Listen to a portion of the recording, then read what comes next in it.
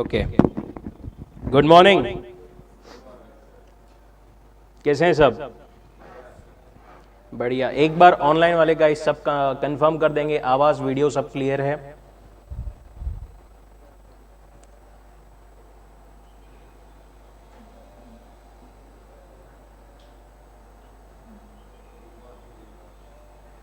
Thank you, thank you.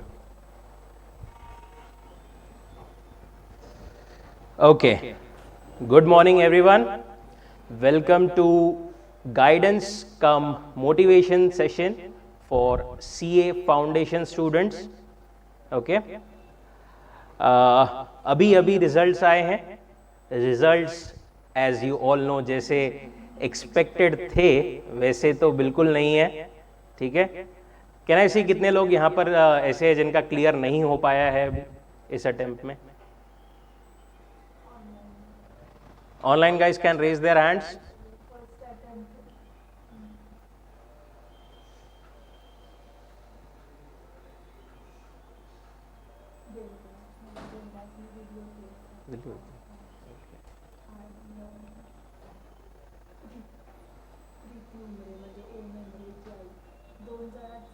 Okay okay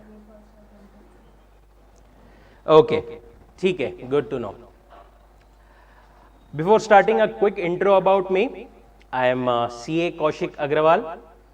I am basically a chartered accountant and have been teaching students for past few years now. I am a faculty at Success Mantra for economics and law at foundation level, for law and audit at inter level, and also few other subjects.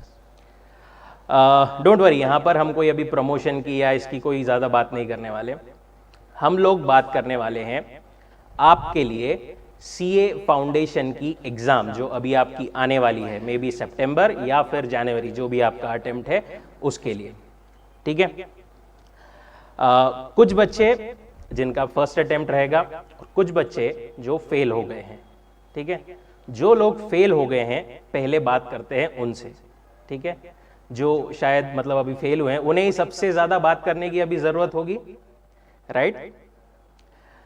देखिए, I know it's kind of tough, it's heartbreaking जब अपन अपना मतलब सब कुछ देते हैं, अपनी पूरी मेहनत जी जान लगा देते हैं एंड स्टिल उसके बाद में जब अपन क्लियर नहीं कर पाते ना, तो it kind of hurts, it hurts deep कि इतना सब कुछ देने के बाद में भी अपन क्लियर नहीं कर पाए, या वापस पढ़ने की इच्छा नहीं होती, करना नहीं करना ये डाउट आता, सब है। ये चीज़ मुझे कैसे पता? मुझे ये चीज़ इसलिए पता है क्योंकि आज से कुछ सालों पहले मैंने भी यही सेम चीज़ फेस की थी, फाउंडेशन लेवल पर नहीं, दूसरे लेवल्स पर, ठीक है, बट सेम चीज़ आई हैव ऑल्सो फेस्ड। इसलिए I can kind of relate to those feelings, okay. But साथ ही में I can relate to one more thing कि यहीं पर ना हम लोग अपने इमोशंस में, अपने टाइम पास में सबसे क्रूशियल टाइम जो हमारे लिए है वो हम वेस्ट कर देते हैं, ठीक है, which we should not be doing. And ये नेचुरल है, नॉर्मल है। मतलब जब हम फेल होते हैं ना तो मतलब इससे कोप अप करना थोड़ा मुश्किल हो जाता है, जल्दी से उसमें वापस उभर पाना, वापस वही बुक्स देखना, वापस वैसे ही सब कुछ पढ़ना। आई कैन डेफिनेटली अंडरस्टैंड कि बहुत टफ होता है कोप अप करना, पर रियलिटी यही है कि जितने जल्दी आप लोग इससे कोप अप करोगे उतना ही जल्दी आप, उतना ही बेटर आपके चांसेस रहेंगे आपके अगले अटेम्प्ट में क्लियर करने के लिए। हम आपकी कैसे हेल्प कर सकते हैं? हम हेल्प कर सकते हैं आपको थोड़ा सा गाइडेंस और थोड़ा सा मोटिवेशन, वो जो स्पार्क एक लगता है कभी कभी कम हो रहा है, बुझ रहा है, उसको वापस इग्नाइट करके, ठीक है। थोड़ा सा टेक्निकल गाइडेंस, थोड़ा सा motivation and it's all fine. तो अपन शुरू करें उसके पहले कुछ चीजें हमें समझना जरूरी है, ठीक है। कुछ चीजें हमें समझना जरूरी है, स्पेशली जो लोग अभी फेल हुए हैं। सबसे पहली चीज तो ये, एक्सेप्ट योर फेलियर, ठीक है। आप फेल हुए हैं, ये एक्सेप्ट करिए। आपकी वजह से हुए हैं, अपने आप के वजह से हुए हैं, ये एक्सेप्ट करिए। गलती यहां पर किसी सिचुएशन की, पेरेंट्स की, टीचर्स की, कंडीशंस की या ICAI की बिल्कुल नहीं थी। ठीक है, जो गलती थी वो आपकी ही थी। जितने जल्दी आप इस चीज को एक्सेप्ट कर लोगे, you will be at peace with it and you would be able to perform well and start well for the next exam और द अपकमिंग अटेम्प्ट। ठीक है, बहुत सारे लोगों को यहां पर ऐसा लगता है, स्पेशली ऐसा रिजल्ट देखने के बाद में डीमोटिवेटिंग होता है, ऐसा लगता है कि छोड़ देते हैं यार, बहुत बहुत टफ ये है, मतलब आगे का जर्नी बहुत टफ है। सॉरी, इतना कम रिजल्ट है, यहां पर ही अपन पास नहीं हो पाए तो आगे कैसे होंगे। ठीक है, देखिए ये सब है ना टेम्पररी इमोशंस रहते हैं। टेम्पररी इमोशंस में आके हमें कोई परमानेंट डिसीजन या परमानेंट डैमेज नहीं करना है। ठीक है, क्विटिंग बहुत इजी तरीका है, एक बार बस नहीं होता बोल के छोड़ दिया, हो गया, and you can get back to your mediocre life. ठीक है, मतलब mediocre, I literally mean it, mediocre life.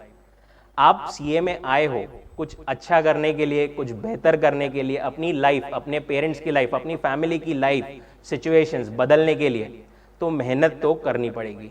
And quitting is never an option, quitting was never an option at all. दूसरी कुछ चीजें होती हैं, कुछ लोग, मतलब कुछ बच्चे आए थे अभी मेरे पास, वो बोलते हैं सर मैं तो मतलब ज्यादा पढ़ता था, मेरा फ्रेंड है उसको मैं पढ़ाता था या पढ़ाती थी, वो पास हो गया, मैं फेल हो गया, मैं फेल हो गई। ठीक है, कंपैरिजन से कोई मतलब सॉल्यूशन ना तो निकलता है। Comparison and all is basically just waste of time. ठीक है, कंपैरिजन का कोई मतलब नहीं है। वो क्या पढ़ता था, उसकी क्या कंडीशन थी, उसकी इंटेलेक्ट कितनी है, उसने कैसी पढ़ाई की है, आपके लिए ना वो बिल्कुल मैटर नहीं करता। दूसरों से कंपैरिजन करना ये सबसे बड़ा हमारा टाइम वेस्टर, हमारे मेंटली भी फिजिकली भी टाइम वेस्टर सबसे बड़ा है। ठीक है, और जब हम दूसरों से अपने आप को कंपेयर करते हैं ना, तो अपन अपनी जो पोटेंशियल है वो भी वहीं तक लिमिट कर देते हैं। मतलब सामने वाले की पोटेंशियल अगर ये है तो अपन सोचते हैं उससे कंपेयर करके कि अपन वहां तक पहुंचना है, बट यू नेवर नो, आपका पोटेंशियल शायद यहां तक हो। ठीक है, इसलिए never never ever compare yourself. कितना भी अच्छा फ्रेंड हो, कितना भी बुरा एनिमी हो, never ever compare yourself with others. एक और व्यू है अभी यहां पर, जो लोग सबसे बड़ा एक्सक्यूज हम बोल सकते हैं इस अटेम्प्ट के लिए, स्पेशली रिजल्ट 15%। ठीक है, हर बार 30-35% रहता है, इस बार रिजल्ट ओनली 15%। हमने तो पढ़ाई की थी बट ICAI ने फेल कर दिया, ICAI ने रिजल्ट रेगुलेट कर दिया। इकोनॉमिक्स पढ़ रहे हैं अपन, बरोबर, इकोनॉमिक्स कुछ लोगों ने पढ़ा भी होगा। बेसिक हमारा डिमांड लॉ ऑफ सप्लाई क्या बोलता है, सप्लाई अगर बढ़ जाएगा तो प्राइस क्या हो जाएगी, कम हो जाएगी, और अगर सप्लाई कम रहा तो प्राइस क्या होगी, बढ़ेगी। ये चीज ICAI आपसे बेटर समझती है। मार्केट में सीए की डिमांड अगर बहुत, मतलब सॉरी, सप्लाई बहुत ज्यादा हो जाएगा तो आपको शायद जितने पैकेजेस मल्टीपल अटेम्प्ट्स के बाद में आज भी सीएस को ऑन एन एवरेज में बात करूं 9, 10, 11 लाख का स्टार्टिंग पैकेज मिलता है। ठीक है, क्यों मिलता है, इसी वजह से कि वहां पर जो सप्लाई है वो कम है। ICAI नोस कि आप लोगों की वर्थ क्या है, आपकी वैल्यू क्या है। जब तक आप उतना मेहनत, उतने इनपुट नहीं डालोगे, तब तक आप उस लाइन को क्लियर नहीं कर पाओगे, तब तक आप डिजर्विंग उतना नहीं बनोगे। ये तो मतलब हम ऐसा बोलते हैं ICAI ने फेल कर दिया, इसका मतलब हम, मतलब हमको हेल्थ बनानी है, ठीक है, अच्छी हेल्थ चाहिए, हम जिम में जाते हैं और जिम में हमसे ट्रेनर कोई मतलब बहुत ज्यादा मेहनत कराता, अपन तो ट्रेनर को ही गाली दे रहे हैं, right. This is not the right thing to do at all. देखिए एक और चीज, अपन मतलब रिजल्ट की बात कर रहे थे, तो फेल होना एंड पास नहीं हो पाना, these are two different things. Sir क्या बात कर रहे हैं, सेम ही तो है, बट वर्ड्स, बस वर्ड्स का डिफरेंस है। देखो, जब रिजल्ट अगर रहता था 30, 40, 45%, तो अपन बोल सकते थे अपने एफर्ट्स थोड़े कम पड़ गए। ठीक है, 15% में जिन लोगों को ये लगता है कि नहीं अब यार नहीं हो पाएगा, मैं तो लायक ही नहीं हूं, मेरे से नहीं हो पाएगा, 15% में यू कैन से कि आप पास नहीं हो पाए। ठीक है, आपने अपने एफर्ट्स दिए थे, ठीक है, कुछ हद तक काफी हद तक आपने अपने एफर्ट्स दिए थे, बट रिजल्ट क्योंकि इतना ज्यादा कम हुआ है तो शायद इतने एफर्ट्स में आप और किसी अटेम्प्ट में हो सकता था पास हो जाए, ठीक है, बट इस अटेम्प्ट में नहीं हो पाए. So don't lose your what we can say your confidence seeing the result. ठीक है, रिजल्ट से डरना नहीं है, रिजल्ट से इसी रिजल्ट को मतलब देखकर और ज्यादा मेहनत के लिए हमें मोटिवेट रहना है खुद को.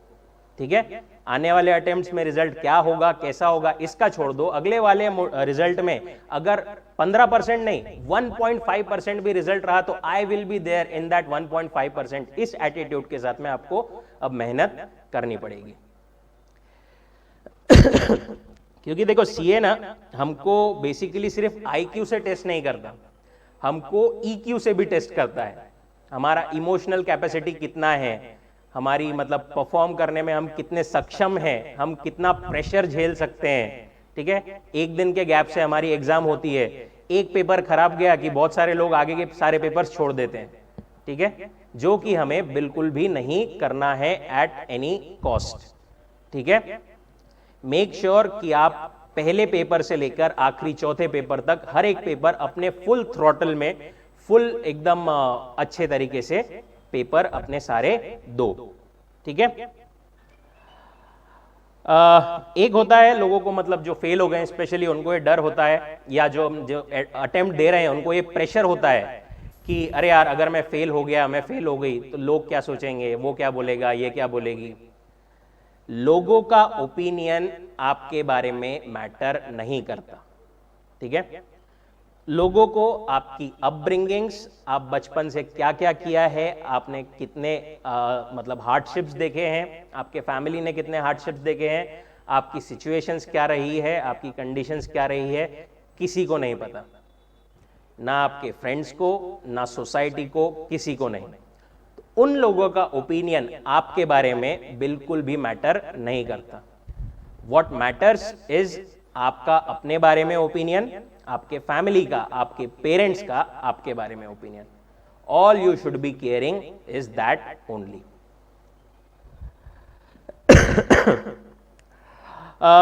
अपन और बातें करेंगे इसके बारे में आगे, बट मोटिवेशन के बीच में थोड़ा सा अपन एक ब्रेक लेके टेक्निकल गाइडेंस पे चलते हैं.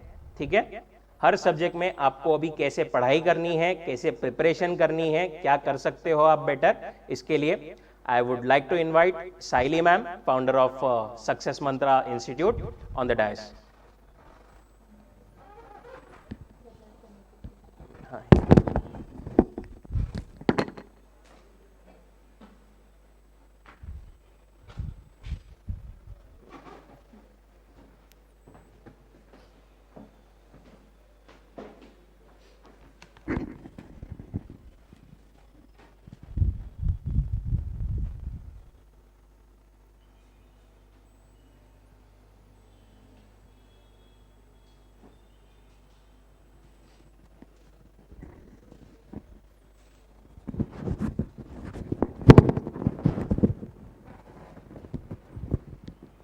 Yes, good morning everyone. Yes, good morning online students. Just एक बार बताओ मुझे चैट बॉक्स में, देवराज आवाज आ रही है क्या?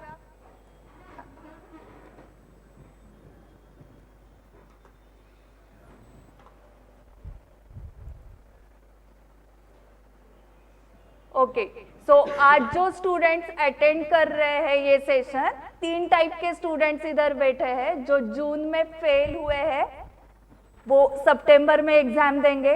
एक ये टाइप है. सेकंड टाइप है सितंबर में ही फर्स्ट अटेम्प्ट है, and third type first attempt ही जैन में है. ओके, सो तीनों लोगों के लिए आज मैं सेल्फ स्टडी गाइडेंस देने वाली हूँ कि आपको घर जाने के बाद स्टडी कैसे करना होता है, आपका डे वाइज प्लान कैसे लगाना है, एंड सब्जेक्ट वाइज स्टडी के स्ट्रैटेजीज अलग अलग होने वाले हैं. आप चारों सब्जेक्ट देख रहे हो, चारों का नेचर अलग है तो उसके स्ट्रैटेजीज भी अलग होने वाले हैं. So before starting the strategy, subject wise strategy, first 4 qualities आप में क्या होने चाहिए वो देखो to pass CA exams. So first is you should aim high. Higher marks के लिए एम रखना है बेसिक. सो हम सीए फाउंडेशन या सीए की जर्नी कब स्टार्ट करते हैं बताओ? After 12th, correct? सो 10th 12th में आपका क्या गोल था? 10th में पासिंग का गोल था या 80 या 90% का गोल रहता है? 10th में सेम गोल, 12th में भी आप 80-90% टारगेट रखते हो, करेक्ट? सो 12th के बाद जब सीए की जर्नी स्टार्ट होती है, कितने स्टूडेंट्स ने 90% का एम रखा है, 80% का एम रखा है? एक हाथ ऊपर आया है इन क्लासरूम। एंड ऑनलाइन में? सो बेसिकली जर्नी कहाँ से कहाँ, मतलब आप जर्नी 12th तक की कैसी थी कि 90%? सीए की जर्नी स्टार्ट होने के बाद आपका एम कहाँ से कहाँ पर आया है? पास। सो 90% का एम 12th के लिए, अभी हितेश तो 12th भी देने वाला है ना, करेक्ट? तो 12th के लिए 90% एंड सीए फाउंडेशन के लिए क्या टारगेट? पास होना है, दैट इज 50%। सो यही बेसिकली यहाँ पर ही रॉन्ग जा रहे हैं स्टूडेंट्स। सो अगर आपने 50% का ही एम रखा पासिंग का, तो कितने आएंगे? मैक्स 50 आएंगे, मैक्स 50, करेक्ट? एंड आपने एक्चुअली करेक्ट जवाब दिया, 40% आते, क्योंकि जो हम एम रखेंगे एग्जैक्टली उतने मार्क्स तो नहीं आएंगे, बताओ। सो एक एग्जाम्पल देती हूँ मैं। एक स्टूडेंट है जिसने 12th में 90% का टारगेट रखा है, ओके? एंड उसको 89% आ गए, फिर भी वो मिठाई बांटने वाला है, सगळ्यांना पेढे देणार तो, करेक्ट? बट यही सीए फाउंडेशन में हमने 50% का एम रखा है, उसको 49% आ गए, तो वो मिठाई बांट सकता है क्या?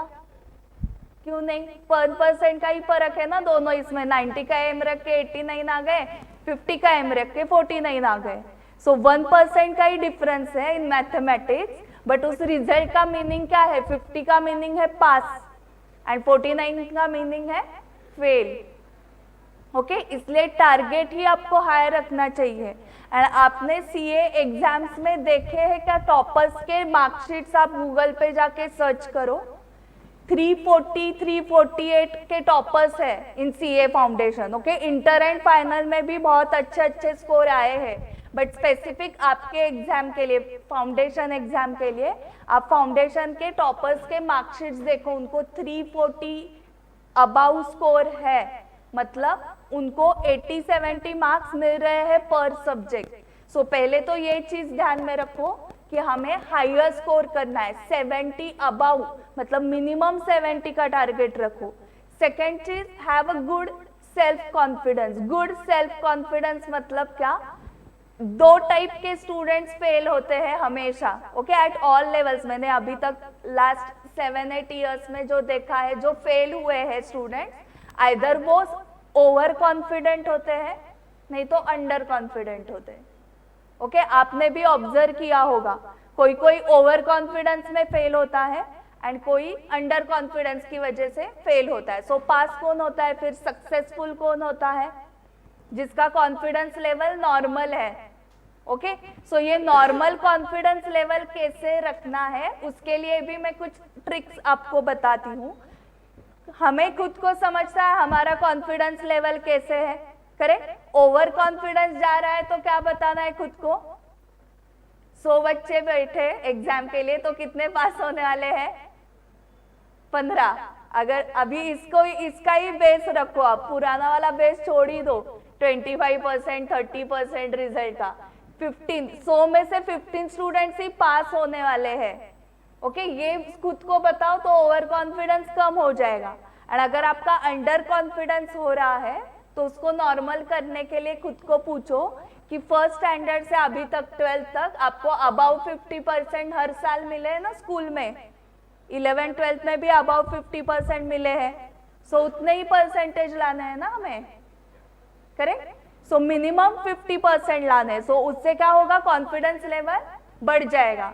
The third is proper planning and execution of studies. So आप कितने भी ऑल इंडिया रैंकर्स के वीडियोस देखो, सारे रैंकर्स ने बताया उन्होंने सेल्फ स्टडी का प्रॉपर प्लान किया था, okay?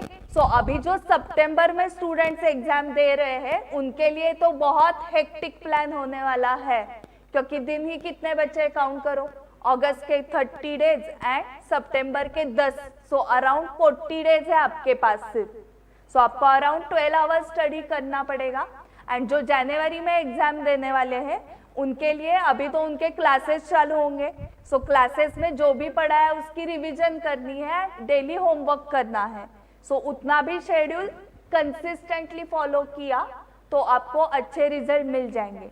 And fourth is ready to work hard. So इस फील्ड में या कौन से भी फील्ड में आपको हार्ड वर्क तो करना ही पड़ेगा, उसको ऑप्शन ही नहीं है।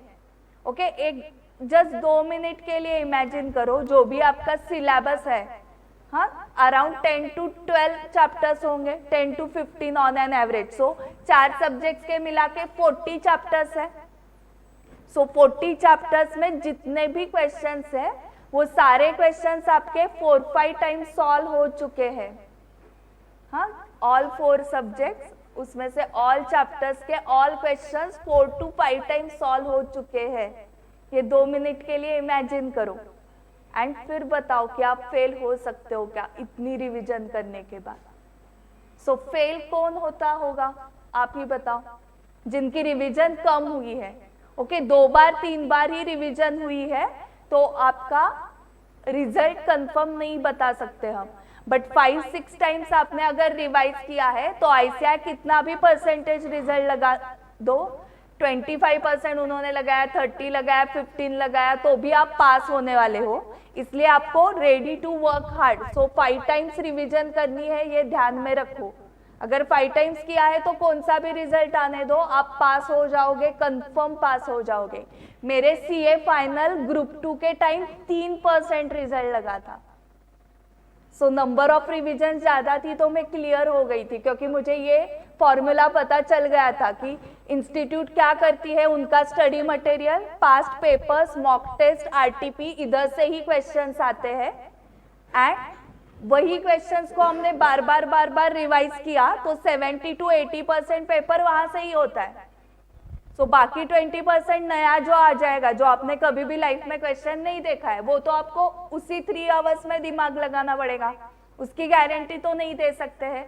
बट एग्जाम सेंटर को जाते वक्त आपको ये गारंटी चाहिए कि अगर क्वेश्चन मॉड्यूल से आता है, पास्ट पेपर से आता है, आरटीपी से आता है, एमटीपी से आता है, तो मैं सॉल्व कर सकती हूँ इसको कंफर्म, क्योंकि ये चारों टाइप के क्वेश्चंस मैंने बहुत बार सॉल्व किए हैं। सो सेम या सिमिलर क्वेश्चन आ गया, सिमिलर मतलब क्या करेंगे, वो नेम चेंज करेंगे एंड अमाउंट चेंज करेंगे, करेक्ट। तो एटलीस्ट उसकी तो गारंटी होनी चाहिए ना कि मॉड्यूल का सेम क्वेश्चन पूछ रही है आईसीआई एंड फिर भी हमें सॉल्व करने को नहीं आ रहा है, कैसे होगा फिर। एटलीस्ट जो हमारे पास उन्होंने मटेरियल दिया हुआ है उससे जो क्वेश्चन आएगा वो कंफर्म आपको आउट ऑफ मार्क्स उसमें आने ही चाहिए, ये ध्यान में रखो। सो 4 क्वालिटीज समझ में आ गए, आज से वो क्वालिटीज आप में होने चाहिए कंपलसरी। पहला तो एम फॉर हाई, 70-80 के रखो दिमाग में। सो जो सब्जेक्ट्स आपके फेवरेट होंगे उसमें 80 अबाउट टारगेट करो, जो फेवरेट नहीं उसमें भी 70 अबाउट टारगेट रखना ही है हमें। देन सेकेंड चीज, कॉन्फिडेंस लेवल नॉर्मल रखो। ओके, कॉन्फिडेंटली जो चीज आप करते हो वो सक्सेसफुल होते हो। अगर लो हो रहा है तो अभी तक जिसमें आपने सक्सेस पाया है, रिजल्ट अच्छा आया है, स्पोर्ट्स में होगा, वो पढ़ाई में होगा, या कौन से भी आपने कुछ इवेंट ऑर्गेनाइज किया है और वो इवेंट सक्सेसफुल हुआ, जो भी आपके साथ सक्सेसफुल थिंग्स हुए हैं वो कैसे हुए, आपने क्या किया था उसकी वजह से वो सक्सेसफुल हुआ, वो याद करो। And third thing is proper planning किया ही होगा उसके लिए। सो प्रॉपर प्लानिंग लगेगा, विदाउट प्लान आप कर ही नहीं सकते हो स्टडी।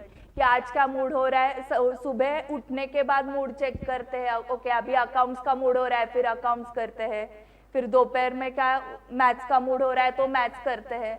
तो इस टाइप से पढ़ाई करोगे तो कंफर्म नहीं होने वाला है। जो भी स्टूडेंट्स पास हुए सबने स्टडी का प्लान लगाया था, अपना अपना अलग अलग प्लान होगा, but planning is must and उसका एग्जीक्यूशन। सो स्टार्टिंग में 100% एग्जीक्यूशन नहीं हो सकता है, और हो भी सकता है कैसे भी, बट अगर नहीं हुआ तो प्लान ही करना छोड़ देना ऐसे नहीं है। 50% भी एग्जीक्यूट हुआ तो भी एग्जीक्यूशन करते रहना है एंड धीरे धीरे वो एग्जीक्यूशन 100% पे आ जाता है। सो 3 सक्सेस मंत्रास आपको याद रखने हैं, और कौन सी भी चीज करने के लिए हमें यही 3 सक्सेस मंत्रास होते हैं। First is concept clarity. So जो हम क्लास में कंसेप्ट सीख रहे हैं, ओके, सो मुझे सिर्फ कंसेप्ट पता है, उससे आप एग्जाम में पास होंगे क्या बताओ? हम क्रिकेट के एग्जाम्पल थ्रू इसको समझते हैं कि क्रिकेट स्पोर्ट्स का एग्जाम्पल लेके कि क्रिकेट के कंसेप्ट समझने के लिए कितना टाइम लगता है। इसको 4 बोलते हैं, इसको 6 बोलते हैं, इसको आउट बोलते हैं, ये रन आउट है, ये वो जो भी टेक्निकल टर्म्स है एंड जो भी रूल्स है क्रिकेट के, वो समझने के लिए 15-20 मिनट मैक्सिमम लगेंगे, करेक्ट? सो 15-20 मिनट में आपको सारे कंसेप्ट, टेक्निकल वर्ड्स, क्रिकेट के रूल्स समझा दिए, ओके? अभी उस रूल्स को और कंसेप्ट्स को आपने बार बार रिवाइज किया कि इसको 4 बोलते हैं, इसको 4 बोलते हैं, इसको 4 बोलते हैं, तो आपका 4 जाने वाला है क्या? कंसेप्ट तो पता हो गई ना, उसको रिवाइज भी किया, 100 बार रिवाइज किया, फिर जाएगा। क्या करना पड़ेगा आपको? प्रैक्टिस करनी पड़ेगी, मतलब एक्चुअल ग्राउंड पे जाके उसकी प्रैक्टिस करनी पड़ेगी। हम सबको पता है व्हाट इज 4, व्हाट इज 6, सबको कंसेप्ट क्लैरिटी है, मतलब स्टेप 1 हुई, बट सभी स्टूडेंट्स का 4-6 नहीं जा सकता। फिर किसका 4-6 जाने वाला है? प्रैक्टिस जो करेंगे, और प्रैक्टिस कितनी होनी चाहिए? सफिशिएंट प्रैक्टिस है तो ही वो परफॉर्म कर पाएगा। सो उनके केस में वो कितनी प्रैक्टिस करते हैं, किसी को पता है क्या? नेट प्रैक्टिस डेली कितने घंटे चलती है? कितने आवर्स? 8, 11, 12 आवर्स तक नेट प्रैक्टिस उनको करनी पड़ती है, ओके? आप विराट कोहली होने के बाद, रोहित शर्मा, उस स्टेज पे जाने के बाद भी प्रैक्टिस करनी पड़ती है, ओके? अभी मैं विराट कोहली हूँ, मुझे प्रैक्टिस की जरूरत नहीं है, ऐसे नहीं करते ना वो स्टेज, उस लेवल पे जाने के बाद भी प्रैक्टिस करते हैं। अभी ओलंपिक्स चालू है, आप उसके अपडेट्स देख रहे होंगे। सो जो सक्सेसफुल हो रहे हैं स्पोर्ट्स पर्सन, तो उनके आप स्टोरीज आते हैं ना, उनको भी फेल्यूर्स आए थे, ओके? ओलंपिक्स में, पहले के ओलंपिक्स में फेल्यूर आए थे, फिर भी वो ट्राई कर रहे हैं एंड अभी उनको सक्सेस मिला। सो उनके पीछे भी कितना हार्डवर्क है देखो, ओके? सो प्रैक्टिस बहुत लगने वाली है। एंड थर्ड थिंग, बहुत प्रैक्टिस की, बट आपको एग्जाम एनवायरनमेंट की भी प्रैक्टिस होनी चाहिए। सो मैंने प्रैक्टिस की क्रिकेट की, बट ग्राउंड पे नहीं की, मैंने गली क्रिकेट खेला। सो गली में, रोड पे मैंने प्रैक्टिस की, तो नहीं चलेगा। मतलब वहां पर वनडे मैच में आपको जैसे जिस एनवायरनमेंट में खेलना है, उसी एनवायरनमेंट की प्रैक्टिस अगर पहले आपने की है, तो आपको वहां पर डर नहीं लगेगा। और एक एग्जांपल, अभी आप कार सीख रहे होंगे या 2 व्हीलर सीख रहे होंगे, सो जिसका डे 1 होगा कार चलाने का, एंड जो हर रोज कार चलाता है, दोनों का कॉन्फिडेंस लेवल का डिफरेंस पता है आपको। लेकिन जो हर रोज कार चलाता है, उसका कॉन्फिडेंस आज अच्छा है, बट उसका भी डे 1 था ना, करेक्ट? तो उसका भी डे 1 को कॉन्फिडेंस लेवल कम ही था, बट वो हर रोज कार चलाते चलाते चलाते कॉन्फिडेंस लेवल बढ़ गया। सो कौन सी भी चीज आप फर्स्ट टाइम करोगे तो डर रहने वाला है, करेक्ट? एंड वही चीज को आप जब आपके डेली रूटीन में लाते हो, मतलब आप हर रोज कार चलाओगे, तो आपको कॉन्फिडेंस लेवल बढ़ गया होगा, फिर डर नहीं लगता है। आज आप फर्स्ट टाइम क्रिकेट खेलोगे, डर लगेगा, फर्स्ट टाइम कुकिंग करोगे, डर लगेगा, फर्स्ट टाइम 2 व्हीलर चलाओगे, डर लगेगा। एंड ये जब आप आपके डेली रूटीन में लाओगे, आपका डर चला गया होगा। सो एग्जाम का अगर डर है, उस 3 घंटे का अगर डर है, तो उस डर को हटाने के लिए भी यही होगा ना, क्या करना पड़ेगा? उसको रूटीन में लाना पड़ेगा। सो इसलिए एंड में हम टेस्ट सीरीज कंडक्ट करते हैं, जो कि प्रॉपर एग्जाम एनवायरनमेंट में होते हैं, और ऐसे हम 4 टेस्ट लिखते हैं। अभी आप ही इमेजिन करो, एक स्टूडेंट है जिसने उस एग्जाम एनवायरनमेंट को 4 बार एक्सपीरियंस किया है, एंड देन वो मेन एग्जाम सेंटर को जा रहा है, एंड दूसरा स्टूडेंट डायरेक्टली एग्जाम सेंटर को जा रहा है, तो उसका तो डे 1 है। तो उन दोनों में से कॉन्फिडेंस लेवल किसका अच्छा होगा? जिसने 4 बार ऑलरेडी उस एग्जाम एनवायरनमेंट को एक्सपीरियंस किया है। सो हमें तीनों लेवल्स पे अगर आप सक्सेसफुल हो, तो आप सीए के एग्जाम्स में सक्सेसफुल हो सकते हो। सो फर्स्ट इज कंसेप्ट क्लैरिटी। तीनों लेवल्स पे सक्सेसफुल होना मतलब पास होना मतलब कितने परसेंटेज लगेंगे? 50%। सो कंसेप्ट क्लैरिटी में हर सब्जेक्ट के मिनिमम 50% कंसेप्ट हमें पता होने चाहिए मिनिमम, बट आइडियली क्या लगता है आपको 100%। ओके, एक दो चैप्टर्स डिफिकल्ट होते हैं हर सब्जेक्ट में ही, तो एक दो चैप्टर्स रख दिए तो भी चलेगा, बट बाकी के चैप्टर्स आपको अच्छे से करने हैं। सॉल्विंग प्रैक्टिस लेवल पे कब आप पास होंगे? 2-3 बार करके नहीं, 5 times you need to do solving practice 5 times. 5 times में क्यों बता रही हूँ कि इतनी वो आपको आदत होनी चाहिए कि अगर एग्जाम में डर भी गए तो भी टेंशन में आपको रिकॉल हो जाएंगे पॉइंट्स, क्योंकि इतनी बार किया हुआ है ना, तो टेंशन में भी रिकॉल होता है। सो इसलिए 5 टाइम्स याद रखो, उससे ज्यादा हुई तो चलने वाला है। ओके, ज्यादा रिविजन ज्यादा marks. And third is exam environment में पेपर्स पहले लिखो, मॉक टेस्ट सॉल्व करो and then only go to the main exams. So अभी स्टार्ट करते हैं सेल्फ स्टडी का प्लानिंग आपको कैसे करना है, उसके लिए आपको कौन कौन से बुक्स लगेंगे। सो फर्स्ट तो आप किससे पढ़ोगे? आईसीआई का study material. Okay, study material में आपको क्या क्या मिलेगा? सॉल्व्ड इलस्ट्रेशंस मिलेंगे, एक्सरसाइज में क्वेश्चंस मिलेंगे। तो वो सारे क्वेश्चंस इंपॉर्टेंट है, क्योंकि आपने देखा होगा ईच एंड एवरी क्वेश्चन अलग है।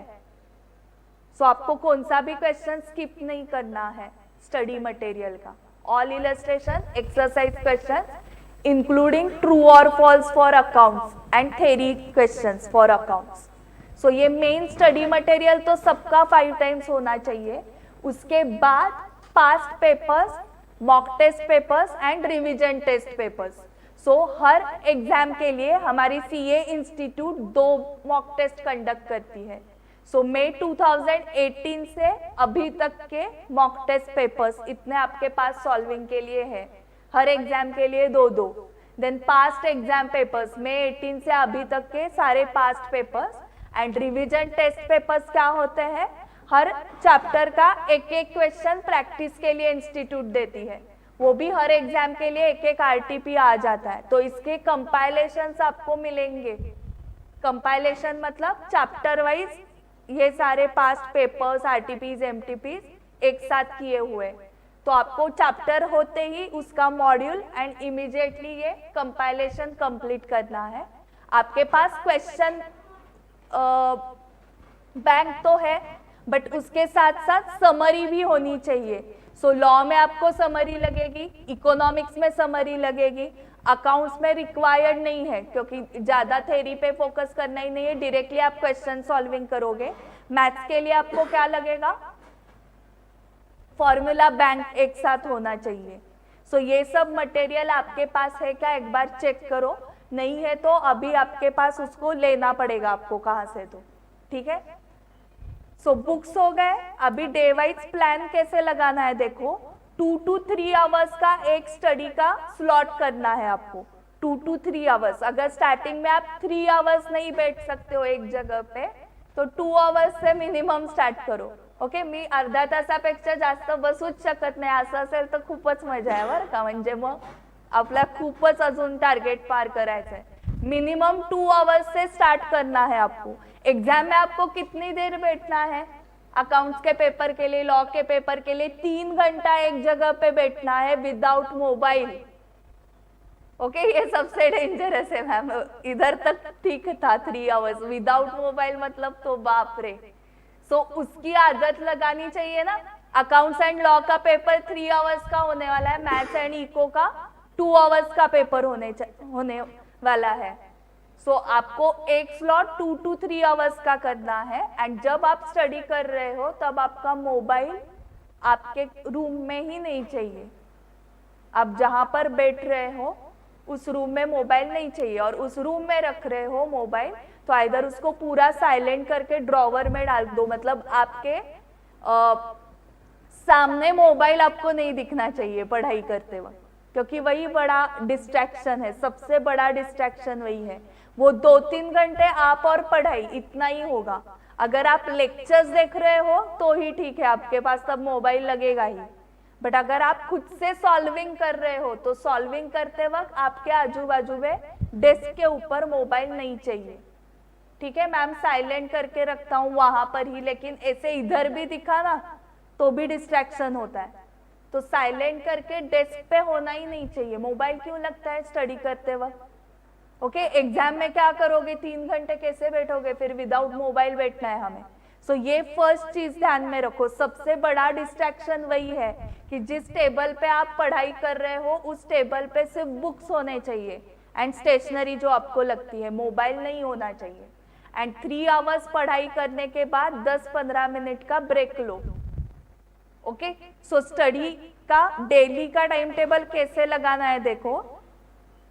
एक एग्जाम्पल के लिए मैंने ये लिया है, आप टाइम स्लॉट्स चेंज कर सकते हो। ठीक है, कुछ स्टूडेंट्स को आदत होती है रात को पढ़ाई करने की, ओके, लेट नाइट, तो वो लेट उठते हैं ना। सो मैंने यहाँ पर एक एग्जाम्पल दिया है, आप चेंजेस करो उसमें, बट ये टोटल 12 आवर्स होते हैं। सो 8 to 10 का पहला, 8 to 11 का पहला स्लॉट लिया है, 8 से 11 तक। देन एक 15 मिनट्स का ब्रेक लो, देन 11:15 to 1:15। ओके, सो जिनके क्लासेस हो चुके हैं और जो फुल टाइम स्टडी कर रहे हैं उनके लिए ये टाइम टेबल है। 1:15 to 2 lunch break, 2 to 5 next slot, 2 to 5 का स्लॉट बराबर जो एग्जाम का टाइमिंग है ना आपका, वो स्लॉट लिया है जानबूझ के, क्योंकि आपको वो आदत लग जाएगी। नहीं तो क्या होता है, कुछ स्टूडेंट्स ने ऐसे बताया मुझे कि मैम लेट नाइट स्टडी करने की आदत थी एंड दोपहर में सोने की आदत, सो एग्जाम में नींद आ रही थी। सो दोपहर में सोने की आदत निकाल दो तो एग्जाम में नींद नहीं आएगी। अगर आपको आदत है तो वहां पे नींद आती है स्टूडेंट्स को। स्टूडेंट्स ने बताया है मैम लॉ का लिखते लिखते नींद आ रही थी, तो कैसे चलेगा, उस नींद की वजह से 6 महीने लगेंगे ना फिर से। सो 2 to 5 का स्लॉट पढ़ाई करनी ही है कंपलसरी। देन पूरा 1 घंटा ब्रेक रखा है आपको, डायरेक्टली 6 to 8, 5 to 6 आपको इवनिंग वॉक के लिए जाना है, स्पोर्ट्स खेलने जाना है, जहां पर भी घूमना है घूम सकते हो। 6 to 8, 8 to 9 dinner break and 9 to 11। So कुछ स्लॉट्स 2 आवर्स के, कुछ स्लॉट्स 3 आवर्स के बनाए हैं, बीच में 10-15 मिनट्स के ब्रेक लेते रहना है आपको। देन डेली स्टडी टारगेट आपको सेट करना है, उसके लिए टोटल नंबर ऑफ क्वेश्चंस पर सब्जेक्ट, हाँ पर चैप्टर नहीं बोल रही हूं मैं, पर सब्जेक्ट ढूंढो कितने हैं पर सब्जेक्ट के। सो पर सब्जेक्ट के कैसे ढूंढोगे, स्टडी मटेरियल के काउंट करोगे। इंडेक्स होता है स्टडी मटेरियल में स्टार्टिंग में, सो इंडेक्स के बाजू में आप क्वेश्चंस लिखो, पर चैप्टर कितने क्वेश्चंस है, प्लस आपके पास जो क्वेश्चन बैंक होगी, क्वेश्चन बैंक के इंडेक्स में नंबर ऑफ क्वेश्चंस लिखो कितने हैं, एंड देन उसकी टोटल करके divided by number of days. अभी सितंबर स्टूडेंट्स के हाथ में कितने दिन है, 40 डेज है सिर्फ, उसमें से लास्ट के 10 डेज तो रिवीजन के लिए ही रखो। सो 30 डेज, सो डिवाइडेड बाय 30। सो मैंने एक एग्जांपल के लिए लिया है कि 300 क्वेश्चंस डिवाइडेड बाय 30 डेज, तो 10 क्वेश्चंस पर डे आपको करने हैं। ये एक सब्जेक्ट का हुआ, हाँ, ऐसे हमें 4 सब्जेक्ट्स हैं। सो डेली 40 क्वेश्चंस कंप्लीट होने चाहिए। सो ऐसे क्वेश्चन वाइज आप टारगेट रख सकते हो, एक एग्जांपल दिया मैंने।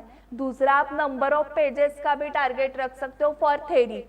ओके, थ्योरी मतलब इकोनॉमिक्स एंड लॉ के लिए, अकाउंट्स एंड मैथ्स के लिए तो नंबर ऑफ क्वेश्चन से ही टारगेट रखो। एंड तीसरा एक ऑप्शन है नंबर ऑफ चैप्टर्स, उसकी टोटल करके divided by number of days करो।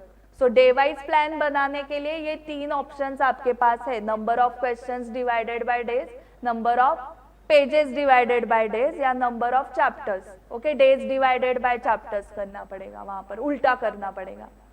ओके, सो 30 डेज है आपके पास एंड 30 चैप्टर्स हो रहे, अगर 4 सब्जेक्ट्स के मिला के, तो 30/30 मतलब हर दिन एक एक चैप्टर करना पड़ेगा, एक एक सब्जेक्ट का। सो ये एक डे वाइज सेल्फ स्टडी का प्लान मैंने लगाया है, सितंबर के स्टूडेंट्स को ये दिया हुआ प्लान है। सो एक जनरल प्लान लगाया हुआ है एग्जाम्पल के लिए, आप सेम लगा सकते हो, सेम यही प्लान ले सकते हो, या आपके हिसाब से चेंजेस कर सकते हो। सो अराउंड क्या आ रहा है, एक दिन में एक चैप्टर यही आ रहा है, क्योंकि दिन ही उतने बच रहे हैं। सो अगर ये आपको शेयर करके चाहिए तो मैं व्हाट्सएप पे ये प्लान भी आपके साथ शेयर करूंगी।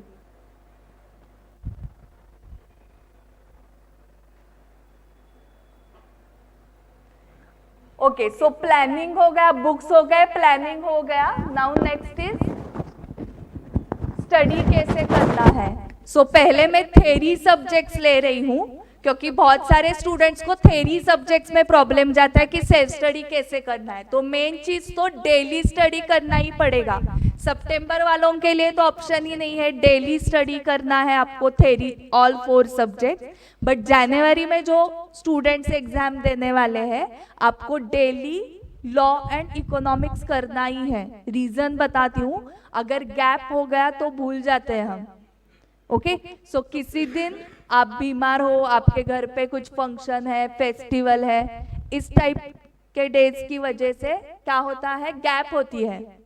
सो अगर गैप हुई या आपको नंबर ऑफ आवर्स कम मिले सेल्फ स्टडी करने के लिए, तो इतना इंश्योर करो कि लॉ का कुछ पढ़ के सो जाओ. लॉ और इकोनॉमिक्स पढ़ा है ना आधा 1 घंटा, तो बाकी सब्जेक्ट्स नहीं हुए तो भी.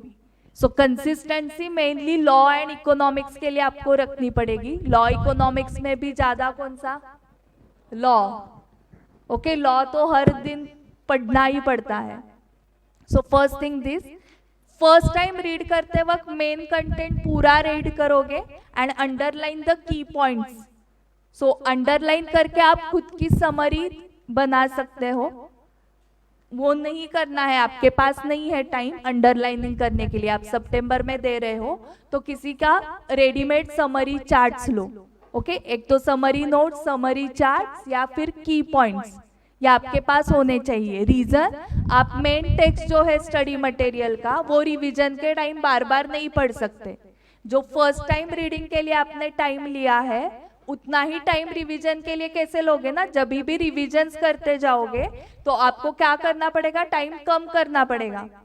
एंड में तो आपको पता होगा कि 1.5 डे ही मिलने वाला है आपको रिवीजन के लिए, क्योंकि आपकी एग्जाम अल्टरनेट डे होती है.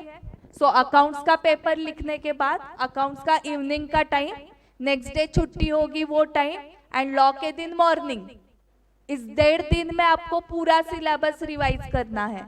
मतलब रिवीजन का स्पीड कितना फास्ट होना चाहिए. सो उस रिवीजन के टाइम आप पूरा स्टडी मटेरियल तो नहीं रीड कर पाओगे, इसलिए आपके पास समरी फॉर्मेट में कंटेंट होना चाहिए एंड वो समरी आपको बार बार रिवाइज करनी है. सो समरी के लिए मैंने क्या क्या ऑप्शंस आपको बताया. एक तो चार्ट्स हो सकते हैं, नहीं तो नोट्स हो सकते हैं, नहीं तो तीसरी चीज जो भी स्टडी मटेरियल है उसको ही अंडरलाइन करके आप पॉइंट्स निकाल सकते हो. और एक 4th पॉइंट, ऑडियो समरी. सो जिनका ट्रैवलिंग टाइम बहुत है, जो बहुत दूर से आते हैं क्लास के लिए एंड ट्रैवलिंग में ही बहुत सारा टाइम जाता है, तो आप ये जो समरी नोट्स है उसको रिकॉर्ड करो. ओके, और उसको बार बार सुनो तो आपका ट्रैवलिंग टाइम भी यूटिलाइज हो रहा है. ओके, और ये सिर्फ उनके लिए नहीं है, सारे स्टूडेंट्स के लिए ये बता के रख रही हूँ.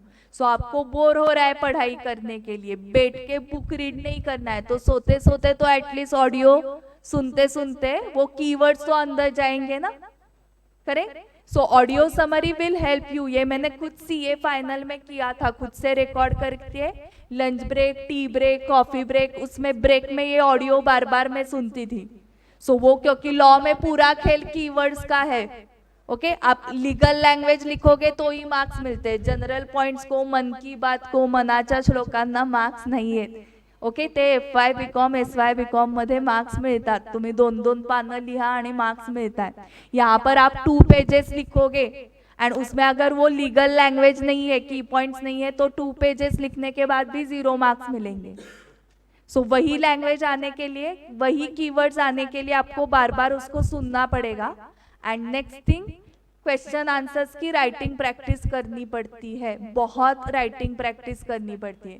जितने भी स्टूडेंट्स पास है उनको जाके पूछो कि उन्होंने सिर्फ ओरली किया था या राइटिंग प्रैक्टिस की थी, तो आपको आंसर मिल जाएगा.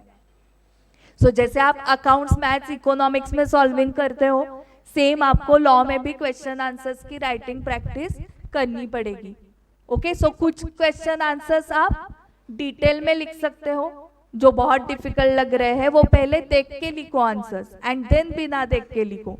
कीवर्ड्स को आपको अंडरलाइन करना पड़ेगा जो आंसर में होते हैं एंड उसको बार बार रिकॉल करना पड़ेगा. एंड हर आंसर का आपको 100% रिकॉल होगा ऐसे पॉसिबल नहीं है.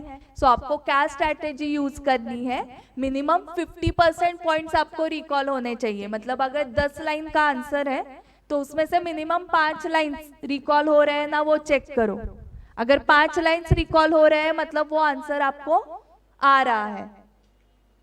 ठीक है, फिर नेक्स्ट आंसर को जाओ. आपको गाना कैसे लर्न होता है, सॉन्ग्स लर्न होते हैं ना आपको, तो आप ऐसे करते हो क्या, आज जब तक ये गाना लर्न नहीं होता है तब तक मैं नेक्स्ट सॉन्ग नहीं सुनने वाला हूँ, आज यही सॉन्ग सुनना है दिन भर. एंड जब तक ये लर्न नहीं होता तब तक नेक्स्ट सॉन्ग नहीं सुनेंगे. ऐसे आपने लर्निंग किया है या हर रोज गाना सुन सुन के वो ऑटोमेटिक लर्न होता है. सो ऑटो मोड पे लर्न हुआ ना आपको. सो ऑटो मोड कैसे आ गया, हर रोज सुन सुन के. तो ऐसे ऑडियो समरी भी हेल्प करेगी. नहीं तो वो कीवर्ड्स आप डेली पढ़ोगे तो डे 1 को जब पढ़ोगे तो रिकॉलिंग आपको 1-2 वर्ड्स ही रिकॉल होंगे, इतना ही एक्सपेक्ट करो. डे 1 है ना, क्योंकि फर्स्ट टाइम ही रीड कर रहे हैं हम. सो 4-5 वर्ड्स 4-5 लाइंस भी रिकॉल हुए तो भी ठीक है. सेकेंड टाइम रिवाइज करते वक्त और वर्ड्स रिकॉल होना स्टार्ट होगा, थर्ड टाइम करते वक्त और उसमें इंक्रीज हो जाएगा. ऐसे करते करते 10 लाइंस रिकॉल हो जाते हैं. सो इसलिए उसको बार बार रिवाइज करना पड़ेगा. ये कॉमन सेंस है, लॉजिक लगाओ. डे 1 को हम भी अगर पढ़ रहे हैं तो एक बार पढ़ के लर्न कैसे होगा बताओ. 5, 6, 7 टाइम्स तो उसको बार बार रिकॉल रीडिंग राइटिंग ये करते ही रहना पड़ेगा. एंड 7 to 8 टाइम्स किया तो पास हो गए. मतलब पास और फेल में क्या फर्क है, सिंपल.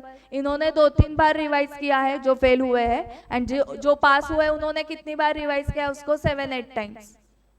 सो आपने वो 2-3 बार की जगह 7-8 टाइम्स किया रहता तो आप भी पास हो जाते. इतना ही फर्क है.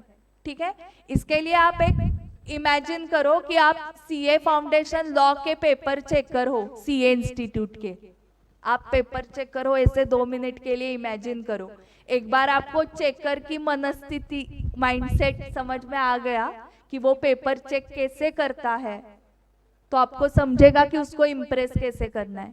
क्योंकि आप चेकर को इम्प्रेस करोगे तो ही पास हो जाओगे. अल्टीमेटली वही आपको पास कराने वाला है. मतलब 3 घंटे में हमें उसको इम्प्रेस करना है. सो इम्प्रेस करने के लिए आपके पास क्या वे है. ओके, आप तो दिखोगे नहीं ना उसको, आपको देख के तो नहीं इम्प्रेस होने वाला है. सो आपका पेपर दिखने वाला है. सो आपके पेपर का प्रेजेंटेशन इतना इम्प्रेसिव होना चाहिए कि उसको इच्छा होनी चाहिए मार्क्स देने की. करेक्ट, तो वो कैसे इम्प्रेस होगा. सो आप चेक करो, आपको 500 पेपर्स चेकिंग के लिए दिए हैं, 500 पेपर्स. ओके, सो प्रोसेस क्या होगी इमेजिन करो. पहले वो क्या करेगा, क्वेश्चन पढ़ेगा फ्रॉम क्वेश्चन पेपर. फिर उसको मॉडल आंसर्स दिए होंगे, वो मॉडल आंसर पढ़ेगा. मॉडल आंसर में स्टेप वाइज मार्क्स दिए रहते हैं. स्टेप वाइज मार्क्स मतलब क्या दिया जाता है, उनको इंस्ट्रक्शंस क्या होते हैं, ये पॉइंट लिखा है तो आधा मार्क दो, ये पॉइंट लिखा है तो आधा मार्क दो. ओके, ऐसे पॉइंट वाइज उनको step wise point wise marks allot करके दिए रहते हैं. फिर मॉडल आंसर पढ़ने के बाद वो स्टूडेंट्स के आंसर पढ़ेगा और क्या ढूंढेगा कि जो पॉइंट्स वहां पर दिए हैं मॉडल आंसर में, वो पॉइंट आपके आंसर में आए हैं क्या. अगर आए हैं तो उस पॉइंट को जितना मार्क अलॉटेड है उतना मार्क मिलेगा. एंड वो पॉइंट आया ही नहीं है एंड 2 पेजेस का आंसर है, बट मॉडल आंसर में जो पॉइंट्स बताए थे वो नहीं है वो 2 पेजेस के आंसर में, तो मार्क्स नहीं मिलने वाले हैं. करेक्ट. सो चेकर आपके आंसर में क्या ढूंढ रहा है, की पॉइंट्स ढूंढ रहा है. करेक्ट. सो आपको क्या लिखना है, की पॉइंट्स. और की पॉइंट्स लिखने के लिए आपको रिकॉलिंग प्रैक्टिस किसकी करनी है, की पॉइंट्स. ओके, सो 4 स्टेप्स याद रखो जो आप एग्जाम में करते हो. आप एग्जाम, अभी स्टूडेंट बन जाओ, एग्जामिनर हो गए. सो एग्जामिनर के बाद अभी स्टूडेंट बन जाओ, फिर से एग्जामिनर हमें बनना है, चेकर मतलब. सो अभी स्टूडेंट बन जाओ. स्टूडेंट आप एग्जाम सेंटर को गए हो ऐसे इमेजिन करो. सो सबसे पहले जो 15 मिनट्स होते हैं 1:45 to 2, ये 15 मिनट्स आपको क्वेश्चन पेपर रीडिंग के लिए मिलता है. सो स्टेप 1 आप करते हो रीडिंग. स्टेप 2 इज इंटरप्रेट करते हो कि क्वेश्चन क्या पूछा है. देन 3rd इज आप आंसर रिकॉल करते हो ना. क्वेश्चन समझा क्या पूछा है, देन क्या लिखना है, आंसर रिकॉलिंग करना, and fourth step is writing. तो इन चार में से रीडिंग करना first step and fourth step writing. ये हमें बचपन से आता है ना, रीडिंग सबको आता है, राइटिंग भी सबको आता है। Okay, so second step important है एंड थर्ड स्टेप इंपॉर्टेंट है, इंटरप्रिट करना क्वेश्चन को। So question interpretation and answer recalling, step 2 and step 3। ये जिसको आ गया उसको आंसर आ गया वो लिखने को। सो इंटरप्रिटेशन की प्रैक्टिस एंड रिकॉलिंग की प्रैक्टिस सिर्फ समरी पढ़ के होगी क्या बताओ? जितने क्वेश्चन आंसर्स आप सॉल्व करोगे आपके इंटरप्रिटेशन स्किल्स बढ़ेंगे एंड आंसर रिकॉलिंग के स्पीड बढ़ेगा। सो इसलिए थ्योरी में भी क्वेश्चन आंसर्स की आपको बहुत बार प्रैक्टिस करनी है। सो 4 स्टेप कौन से करते हो समझ में आ गए आपको, और उसमें से कौन से 2 इंपॉर्टेंट है, सेकेंड एंड थर्ड, क्योंकि फर्स्ट एंड फोर्थ हमें बचपन से आते हैं। अभी फिर से चेकर बन जाओ। चेकर को अगर 500 पेपर्स चेकिंग के लिए दिए हैं तो उसकी रिवीजन कितनी बार हो रही है? 500 टाइम्स वो वही क्वेश्चन पढ़ रहा है ना। सो एक पॉइंट पे क्या होगा, उसको आंसर लर्न हो जाएगा ना। पहला पेपर हुआ, 10 हुए, 50 पेपर हुए, 100 पेपर्स हो गए। सो ऐसे करते करते उसके दिमाग में क्या आंसर बैठ जाता है। तो एवरी टाइम वो मॉडल आंसर के साथ कंपेयर नहीं करेगा, एंड उसमें हमारा पेपर ही लास्ट है तो तब तक तो उसको लर्न ही, मतलब वैसे स्टेज पे आया होगा कि मॉडल आंसर हॉल में है एंड वो रूम में बैठ के चेक कर रहा है, मॉडल आंसर उसके साथ है ही नहीं, क्योंकि इतना लर्न हुआ रहेगा उसका। सो इन शॉर्ट उसके दिमाग में जो पॉइंट्स बैठे हैं वो आपके आंसर में दिखे तो ही मार्क्स मिलने वाले हैं, क्योंकि हर टाइम वो मॉडल आंसर के साथ कंपेयर करते बैठा तो 6 महीने के बाद रिजल्ट लगेंगे।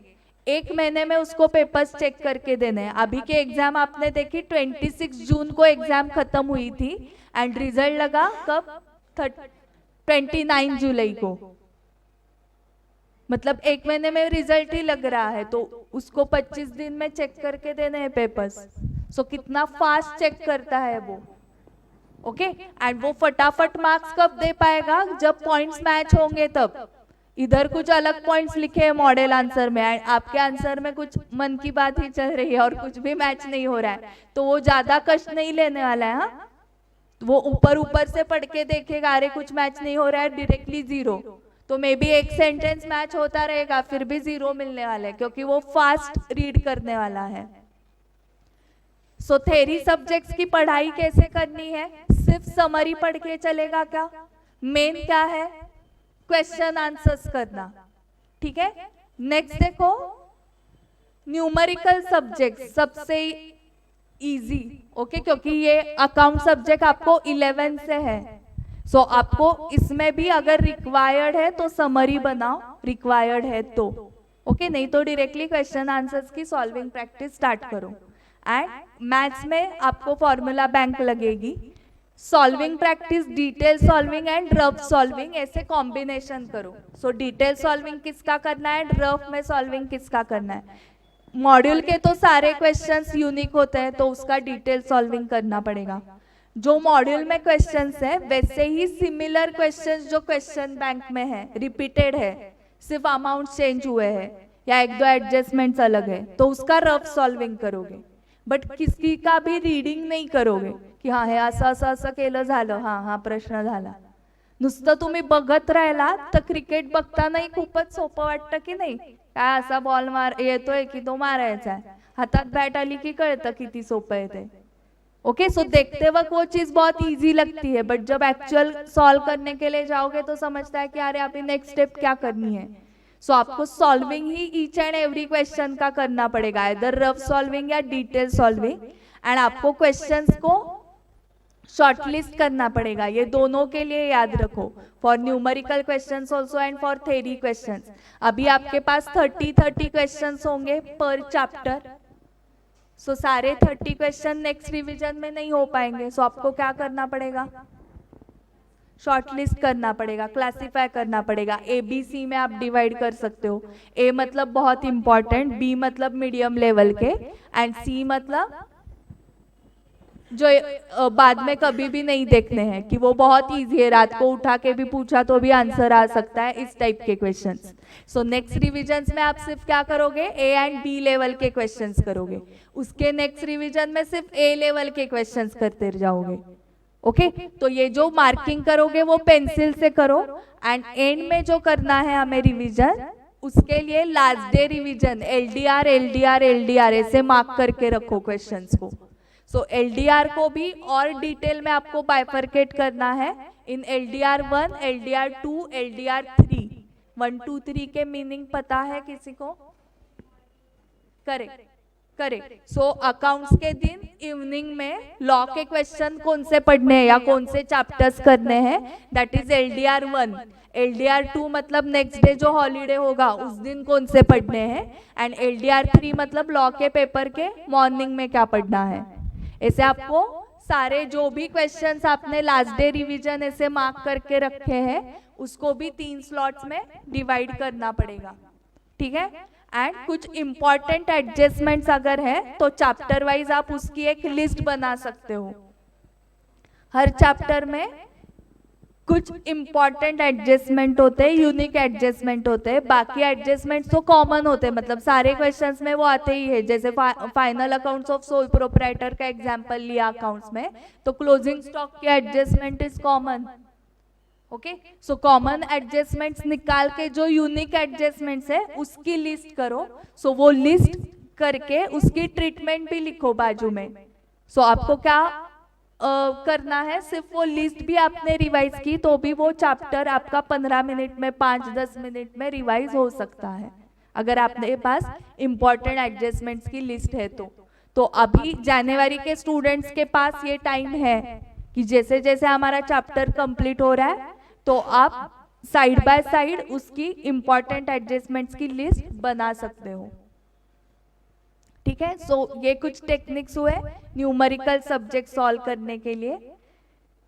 जो लोगों को सितंबर में एग्जाम है जिन लोगों की, सो टाइम टेबल हमारा टेस्ट सीरीज का आ गया है। टेस्ट सीरीज में 4 टेस्ट टोटल होने वाले हैं, तो 50% के 2 है, फुल सिलेबस के 2 टेस्ट है। ऐसे ही टाइम टेबल जनवरी के स्टूडेंट्स का आएगा, नवंबर से आपकी स्टार्ट होने वाली है। नवंबर में 50% के 2 रहेंगे एंड दिसंबर में फुल सिलेबस के 2 टेस्ट रहेंगे। सो ये जो सिलेबस है वो मैं आपको ईमेल करूंगी, चैप्टर्स कौन से है 50% में। 80 मार्क्स के ये 2 टेस्ट रहने वाले हैं पहले के, एंड जो फुल सिलेबस है उसके 100 मार्क्स के टेस्ट रहेंगे। टेस्ट क्लासरूम में भी कंडक्ट होते हैं एंड ऑनलाइन भी कंडक्ट होते हैं। सो क्लासरूम में कैसे कंडक्ट होंगे, 1:30 को आपको क्लासरूम में आना रहता है। फर्स्ट 15 मिनट्स में गाइडेंस देती हूँ कि आपको पेपर प्रेजेंट कैसे करना है।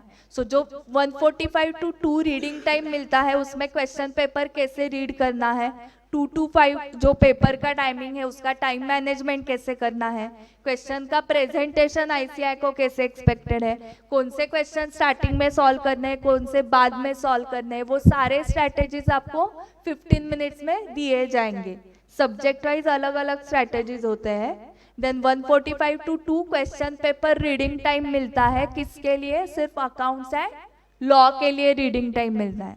एंड 2 बजे आपको आंसर शीट मिलती है for writing, 2 to 5 writing time होगा।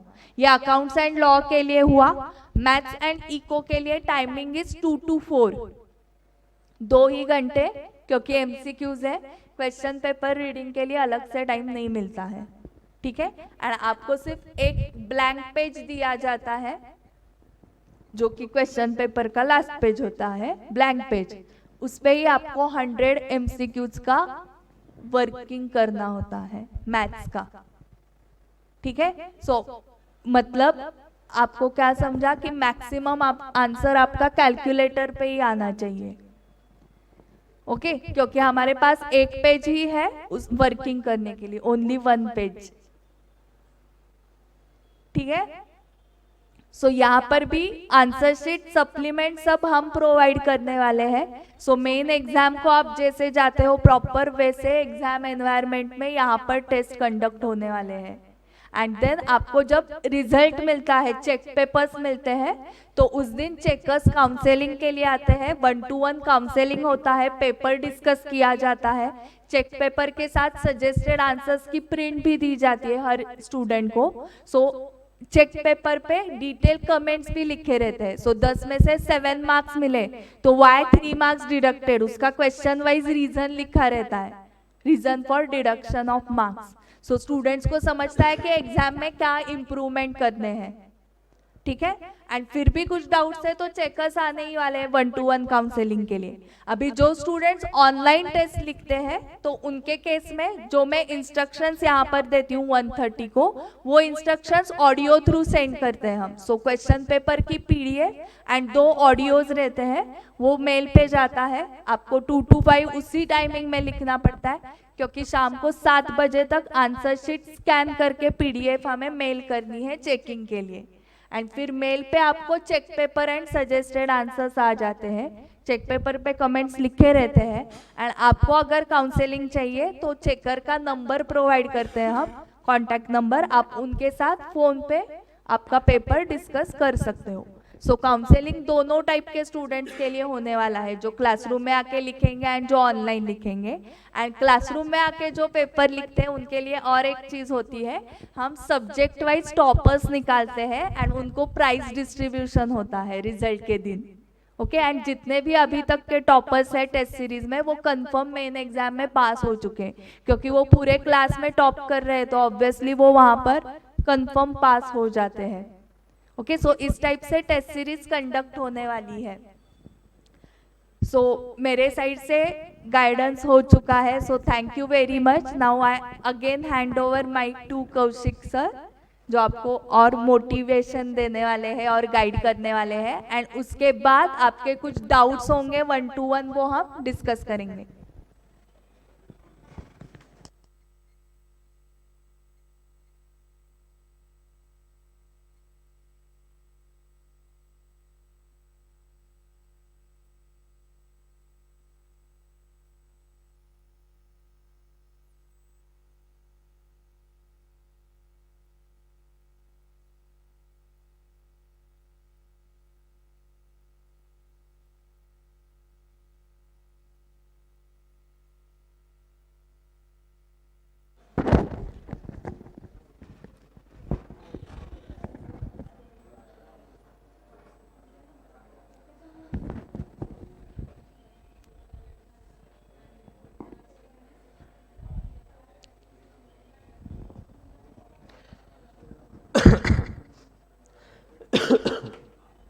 Thank you, Saili ma'am, for your insightful session.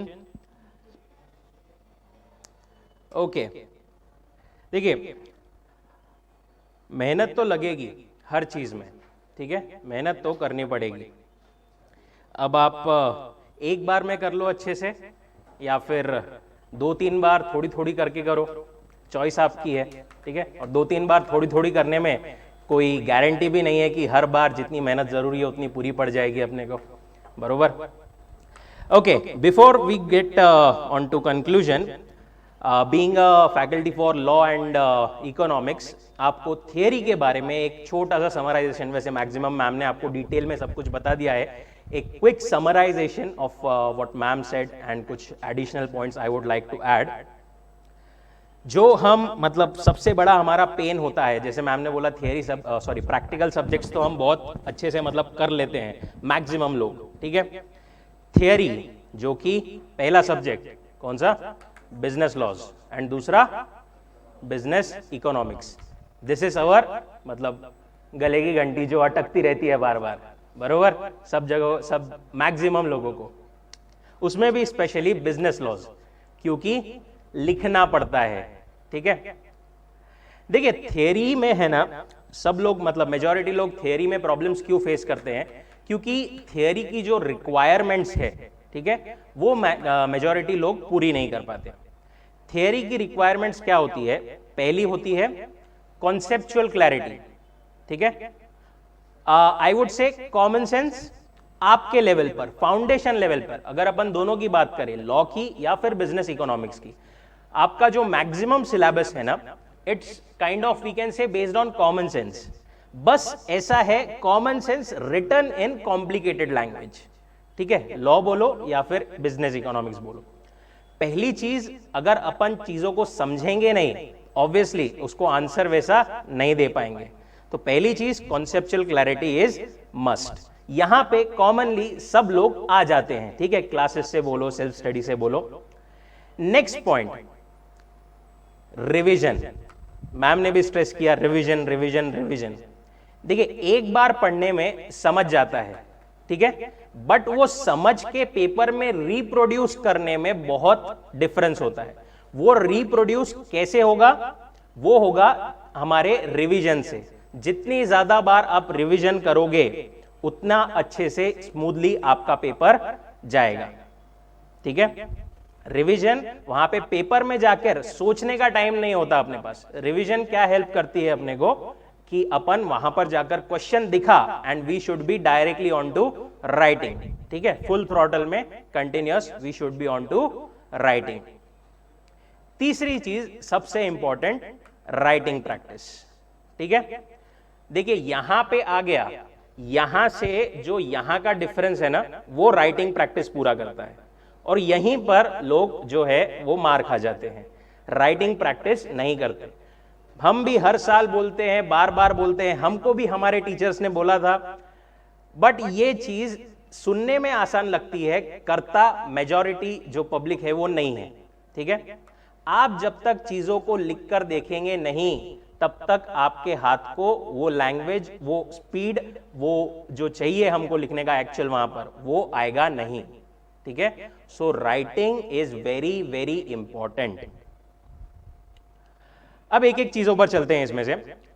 जैसे कि अभी बात की थी हमने शॉर्ट नोट्स की, ठीक है, सेपरेट और इन बुक और स्टिकी नोट्स। देखिए शॉर्ट नोट्स जरूरी नहीं कि आप मतलब एक सेपरेट, बेस्ट वे तो यही होता है कि एक सेपरेट आप नोटबुक बनाओ, कुछ एक रजिस्टर बनाओ और उसमें प्रॉपर आप शॉर्ट नोट्स बनाओ, ठीक है। बट अगर आपके पास में टाइम कम है, नहीं होता बनाना, तो ठीक है। अपना शॉर्ट नोट्स का पर्पस क्या रहता है कि हमारी क्विक रिवीजन हो। जो सिलेबस इतना बड़ा है, ठीक है, उसको हमें 4-5 बार रिवाइज करना है। अब जो टॉपर्स भी रहते हैं ना, उनसे भी पूछोगे आप, 4-5 बार, इतना बड़ा अपन मतलब क्लास में 3-4 महीनों में पढ़ते हैं, तो उसको 3-4 बार वापस पढ़ना पूरे सिलेबस को प्रैक्टिकली पॉसिबल भी नहीं है, ठीक है, और मतलब हो भी नहीं पाएगा वो कैसे भी। तो उसका हमारा शॉर्ट नोट्स का पर्पस क्या है कि इतने बड़े सिलेबस को हम एटलीस्ट इतना कर दें, ठीक है, कट शॉर्ट कर दे, जितना रिलेवेंट चीजें हैं, जितने कीवर्ड्स हैं, जितने की पॉइंट्स हैं, उसको छोटे से इसमें लेके आ जाए, so that we can revise it multiple times. जितने बार हो सके, जितने ज्यादा हो सके हमें रिवीजन हो सके, उसके लिए वो पर्पस होता है हमारा शॉर्ट नोट्स का। अब आप अपनी सेपरेट नोटबुक बनाओ, या फिर जो आपने कॉन्सेप्ट समझा है वहीं पर साइड में कुछ लिख लो। जो चीज रिलेवेंट नहीं है उसको स्ट्राइक आउट कर दो, ठीक है, हाईलाइट कर दो। पर्पस ये है कि आपका जो मटेरियल है वो कट शॉर्ट होना चाहिए। नहीं है आपके पास में टाइम, नहीं बन सकता है, तो आईसीआई के समरी नोट्स दिए हुए रहते हैं हर एक चैप्टर के बाद में, या और कहीं से आपको चार्ट्स वगैरह मिलते हैं, तो वो आप यूज कर सकते हो। बेस्ट ऑप्शन अभी भी अगर आपके पास में टाइम है तो यही है, आप अपने नोट्स बनाओ। दूसरी चीज हमने जो बात की, राइटिंग प्रैक्टिस की। Not only test papers, writing answers also. Test papers तो है ही बेसिक, टेस्ट पेपर्स तो मतलब विदाउट फेल लिखना ही है हर किसी को, ठीक है। बट जब हम पढ़ाई कर रहे हैं तब हम जो आंसर्स पढ़ रहे हैं, देख रहे हैं, उसको भी उसी टाइम पर लिखना जरूरी है। जैसा कि मैम ने बोला, अगर नहीं जम रहा है एक बार में तो एक बार देख के लिखो, उसके बाद में बिना देखे लिखो, ठीक है। 10 क्वेश्चन पढ़ रहे हो, टाइम नहीं है, एटलीस्ट 2-3 क्वेश्चन लिख के देखो। टाइम है 5-6 मैक्सिमम, जितने आप लिख सकते हो उतना लिख के देखो, ठीक है। राइटिंग प्रैक्टिस तो लगेगी ही। इको के लिए हम बोलते हैं कि अब ठीक है, इको में तो क्या गोली मारने हैं बस, ठीक है, उसकी राइटिंग प्रैक्टिस जरूरी नहीं है, ऐसा नहीं है। सॉल्विंग प्रैक्टिस उसकी भी जरूरी है। एक एमसीक्यू देखने के बाद में किस डायरेक्शन में सोचना है, ठीक है, कैसे ऑप्शंस को एलिमिनेट करना है, ठीक है, ये भी सोचने की भी प्रैक्टिस लगती है। जैसे आप जितने ज्यादा आंसर सॉल्व करोगे उतना ज्यादा आपको अंदाजा आते जाएगा कि कैसे एमसीक्यू आते हैं, कैसे एमसीक्यू आईसीआई पूछता है, एंड अकॉर्डिंगली हमको कैसे इसमें सोच करके आंसर करना है। इसलिए इको के लिए भी सॉल्विंग प्रैक्टिस जरूरी है। अभी लिखना लिखना लिखना जरूरी तो है, पर कैसे लिखना, ठीक है, एक शॉर्ट में आपको दो कैटेगरी के आंसर्स बताऊं तो लॉ की अगर अपन बात करें तो पहला आंसर होता है केस लॉ बेस्ड आंसर। जिस क्वेश्चन में केस दिया हुआ है कि ऐसी कोई कंडीशन है, ऐसा ऐसा है भाई, अब इसमें क्या होगा, ठीक है, उसमें आपका फॉर्मेट क्या रहना चाहिए, पहले आनी चाहिए आपकी प्रोविजन, ठीक है, कौन सी रिलेवेंट प्रोविजन उस केस को, उस क्वेश्चन को अप्लाई होती है।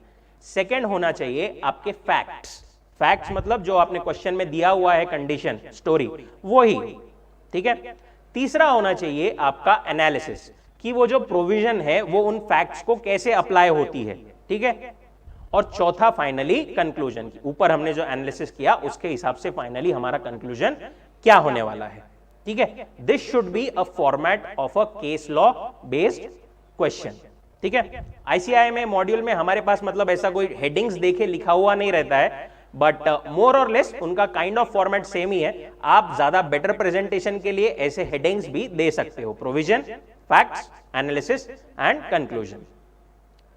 दूसरे क्वेश्चन जो डायरेक्ट क्वेश्चंस होते हैं उसके तो जैसा आंसर है वैसा ही लिखना है, बट उसमें सिर्फ अपने ही लैंग्वेज में लिख दिया, ठीक है, तो उससे मार्क्स नहीं मिलेंगे, ठीक है। वहां पर जरूरी है कीवर्ड्स, की टेक्निकल वर्ड्स, ठीक है, जो लॉ की लैंग्वेज है, जो मतलब रिक्वायर्ड लैंग्वेज है, वो आना जरूरी है, ठीक है। कीवर्ड्स आने जरूरी है, तभी आपको मार्क्स मिलेंगे।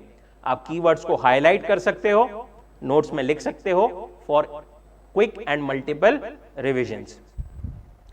एंड इको में एक और छोटा सा पॉइंट है with regards to MCQ solving. कभी कभी क्या होता है, हमें एमसीक्यू में सही आंसर ध्यान में नहीं आता, ठीक है, समझ में नहीं आता, तो what we can do is we can follow the process of elimination. मतलब सही आंसर नहीं मिल रहा तो गलत आंसर को कट आउट करते जाना, ठीक है। ये आंसर तो पक्का नहीं है, ये आंसर भी नहीं है, हो सकता है फिर आखिरी में आपके पास में 2 ऑप्शन बचे या 3 ऑप्शन बचे, 4 में से एक गेस लेना से बेटर है 2 में से एक गेस लेना, ठीक है। Most of the time process of elimination से आपको आंसर मिल ही जाता है अगर आपने पढ़ाई कर रखी है तो। कुछ पॉइंट्स जो सितंबर के लिए स्पेशली ज्यादा रिलेवेंट है, ठीक है, एंड ऑब्वियसली जनवरी वाले भी फॉलो कर सकते हैं इसको डेफिनेटली। पहला तो जैसा मैम ने बोला, डू एंड एबीसी एनालिसिस। जो लोग फेल हुए हैं स्पेशली वो लोग अभी ये समझिए कि उनकी मतलब वीक एरियाज कौन सी थी, ठीक है, अपन कहां पर रह गए, ये वाले क्वेश्चन का आंसर अपने को नहीं आया एग्जाम में, ठीक है, ये वाला कॉन्सेप्ट नहीं आया या लिखते नहीं आया, किस चीज में दिक्कत थी उस पे फोकस कीजिए। एबीसी एनालिसिस कीजिए, कौन से क्वेश्चन अपने को एक बार में आ गए उसको अब देखना ही नहीं है, थोड़े difficult, that would be category B, and एक ए कैटेगरी जो अपने को एग्जाम के टाइम पर भी देखनी है। Practice as much as possible, ठीक है।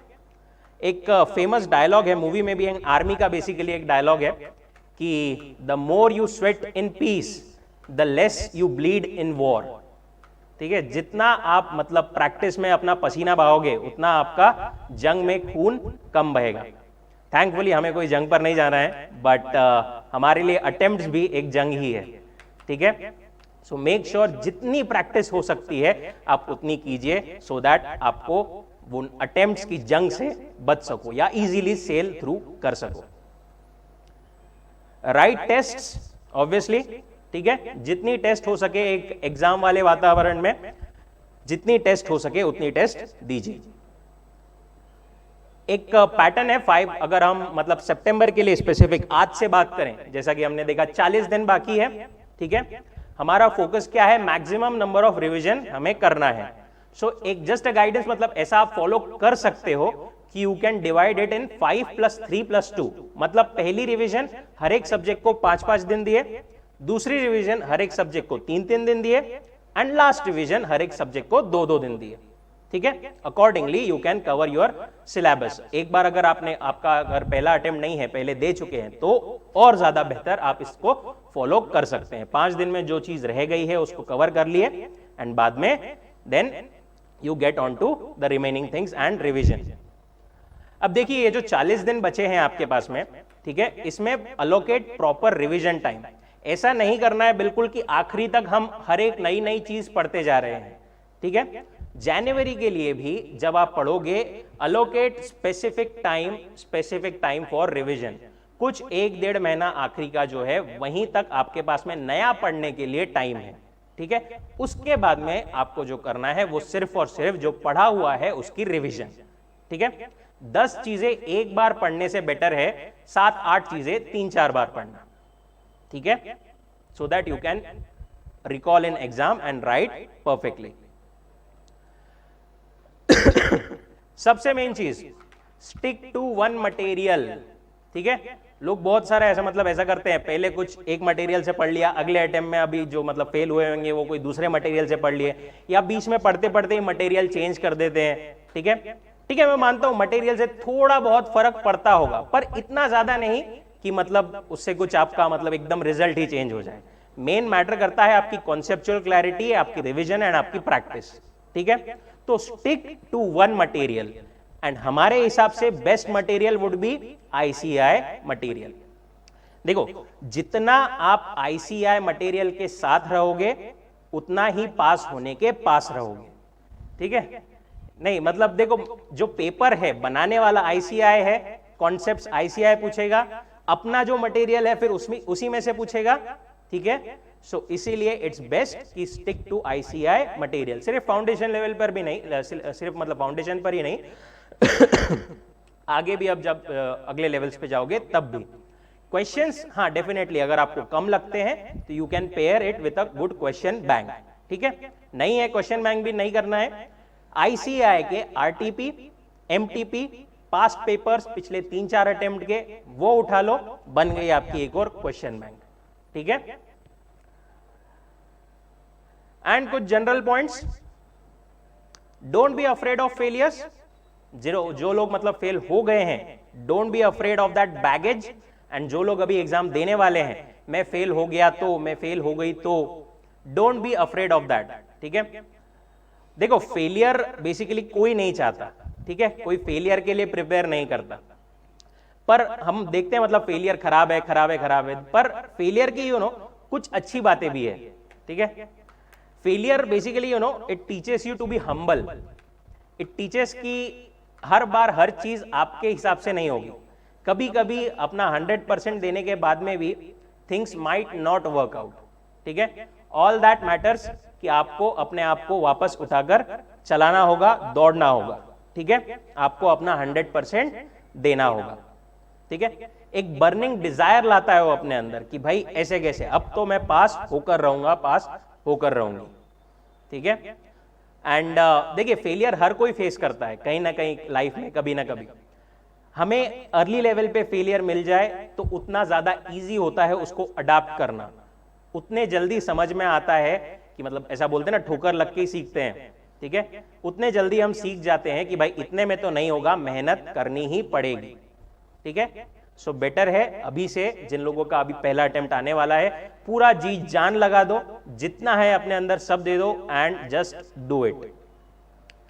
Avoid social media, distraction, time pass, ठीक है, मोबाइल पर स्क्रोल कर रहे हैं, टाइम पास कर रहे हैं, Netflix and chill, not right now, ठीक है। डिस्ट्रैक्शंस, बाबू सोना वाले, ठीक है, बहुत लोग होंगे, अभी थोड़े दिन के लिए अवॉइड करो।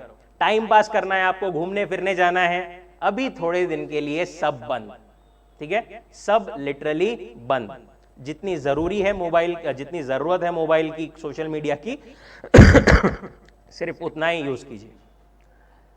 लिसन टू मोटिवेशनल सॉन्ग्स, ठीक है, गाने सुनिए, मोटिवेशनल गाने सुनिए। Music also plays a very important role, ठीक है। मोटिवेशनल सॉन्ग्स की लिस्ट बनाइए, मैनिफेस्ट करिए अपने आप को कि अपन पास होने वाले हैं, ठीक है।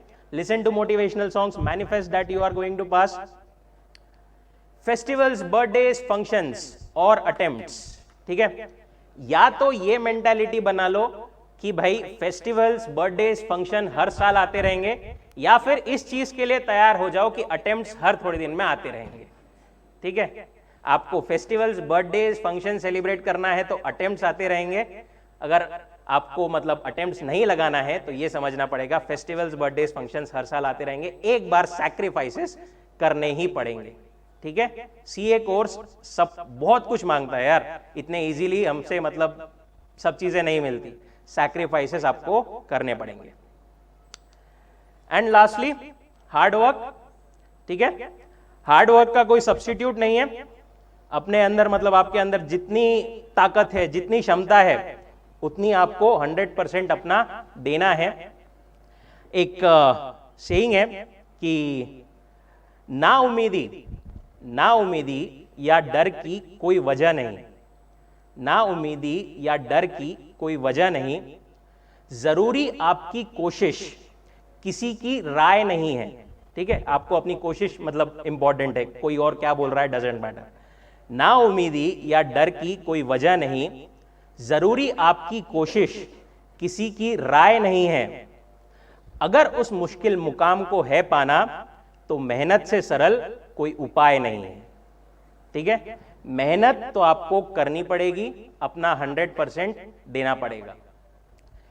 तो दीजिए अपना 100%, जितना है अपने अंदर सब लगा दीजिए। सैक्रिफाइसेस जो जरूरी है वो कीजिए, and just get what is meant for you, ठीक है। And lastly, all the very best. Now I would like to call Saili ma'am for concluding the session.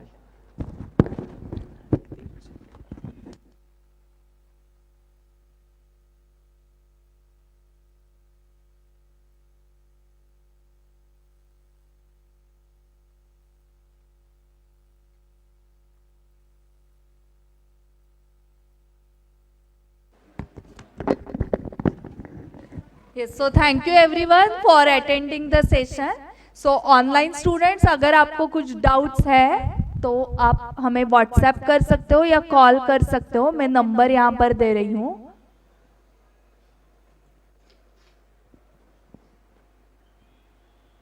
यहाँ पर।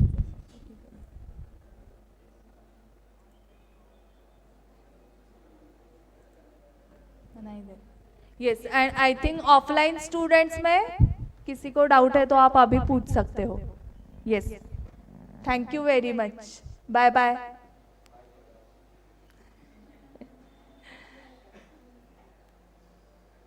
केलं बाय त्याने तुला।